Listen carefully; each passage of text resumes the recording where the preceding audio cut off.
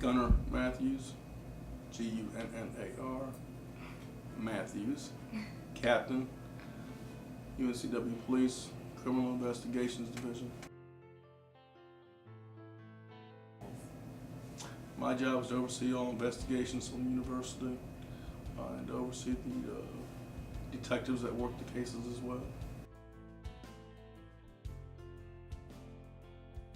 Well, most of the cases they first come through the police department, or they come through CARE at the front of campus. Once they come to us, it's usually a case that's dealing with someone that has been battered or somebody who's going through some extremely emotional distress. We go to CARE first, just someone they can talk to. And if CARE feels that there's a need, that they need to come talk to us a bit further about pressing charges or taking a restraining order out, then they come see us. Yeah, the restraining order is usually the best alternative out there. Very seldom we have to ever go back for a second time in court once a restraining order has been issued. Temporary restraining order is only good for 10 days unless a judge sees you before the 10 days is up to renew it. The permanent one's good for 1 year, and after 1 year the victim has a choice of renewing it, and if they renew it, they can renew it for up to an additional 2 years. It's up to about 300 feet away. They can't be in the same places where they're working, school,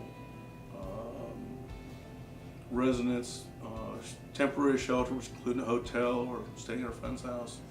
Once the court order has been issued, the court order is good throughout all 50 states. Come in to ask about doing a restraining order. We sit down with them, ask them what their situation is, what's taking place. We get the paperwork out, and we actually have them fill the paperwork out. We walk them through it.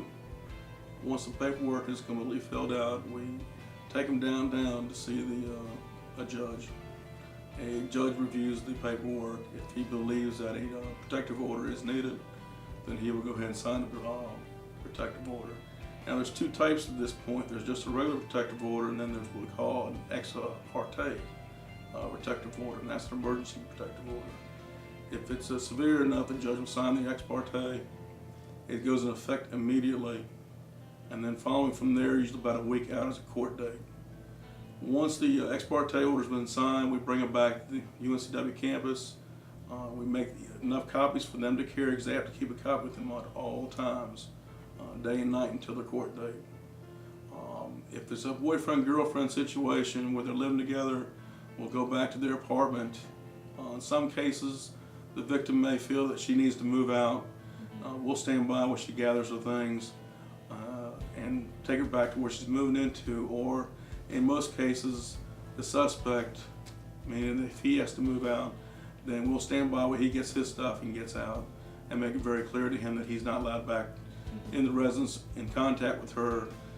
Contact means physical contact, or indirect, meaning he can't email or text message, or even have a friend pass his message on to her.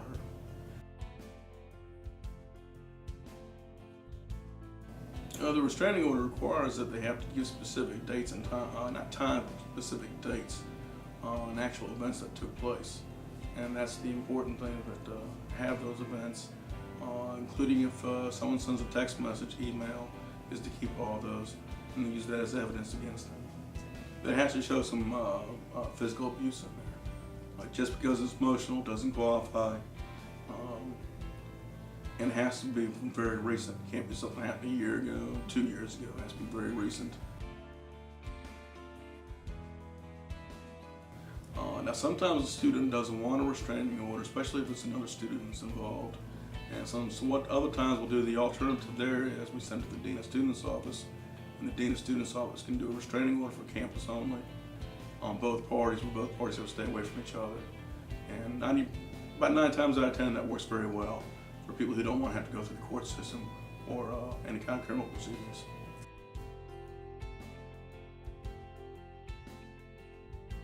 If they feel that the restraining order is not working and they feel like it's been violated, they call 911.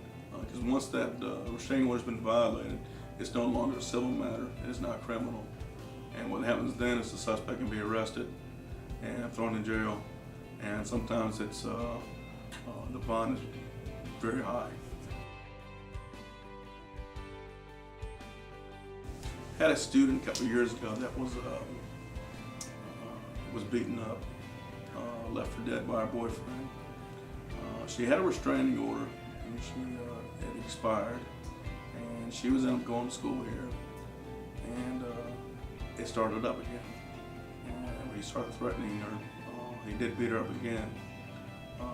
She showed up in our office with bruises, broken bones. We took a restraining order out, took criminal charges out against him. At first it went okay for a while. She got the restraining order, and then he did come back and beat her up again. He was arrested again, and as from now, he is actually serving 5 years in prison. The victim will have to testify unless the suspect in the case decides he's going to plead guilty, and there's no need for the victim to testify. Now, if the suspect doesn't show up for court, then 9 times out of 10, the victim will go ahead and receive the 1-year protective order automatically without the suspect being there. If the victim doesn't show up for the court date, then the case is automatically dismissed. We see a lot of people with bruises, very stressed out, point where they're not coming to classes,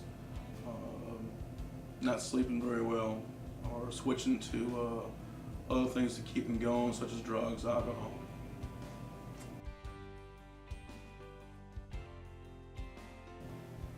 Most of our investigation might reveal us taking the victim to the hospital, having tests done there, taking pictures. Sometimes there is scenes such as a domestic violence scene at a apartment somewhere on campus or off campus. Sometimes it's just collecting stuff from the computers or from telephones people leave behind.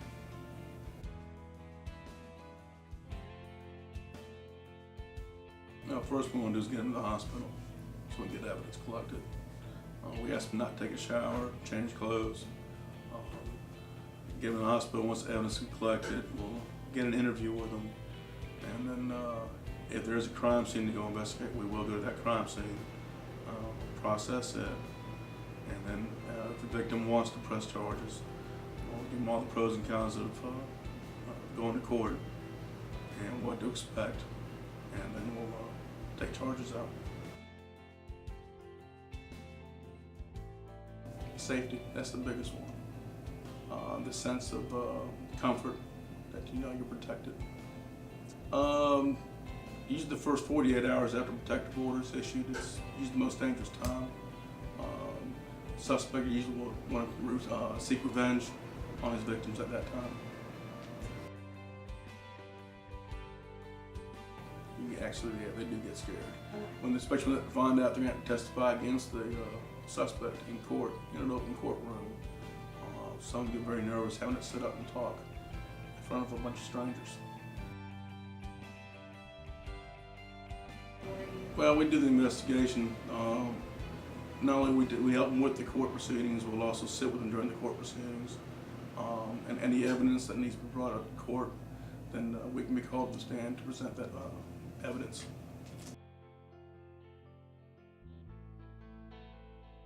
The person lives off campus and investigation needs to be done over their residence, then we as officers can go over there and investigate that. As long as they're a UNCW student, they have every right to come to us.